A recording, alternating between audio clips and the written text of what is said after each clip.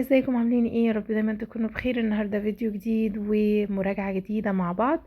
النهارده بناء على طلب مميز كتير سألوني على مراجعة مادة اكتشف او متعدد التخصصات، الصف التاني الابتدائي.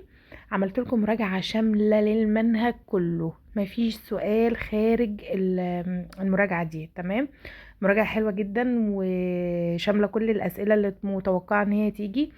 ولو حابين ان انا انزلها لكم PDF عرفوني وانا هنزلها لكم في الكومنتس عندي. حطيتها لكم كمان معاها نموذج الاجابه. انتوا طبعا عارفين ان انا مش بدي ماده اكتشف، بس انا حسيت ان المراجعه دي هتفيدكم وكويسه جدا. وزي ما قلت لكم لما اسئله الفصول كلها تمام، سواء بقى صح وغلط، اختياري، اكمل، كل حاجه، رسم بيان، كل حاجه تمام.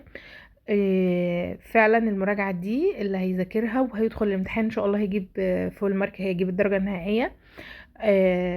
وكمان حاطه لكم نموذج الإجابة عشان لو انتوا حابين تتأكدوا من إجاباتكم.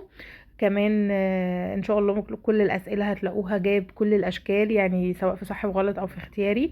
حلوة جدا. هحط لكم نموذج الاجابه في اخر الفيديو برضو. ولو زي ما قلت لكم لو انتوا حابين ان انا انزلها لكم PDF عرفوني وانا هنزلها لكم PDF عندي في الكومنتس باذن الله.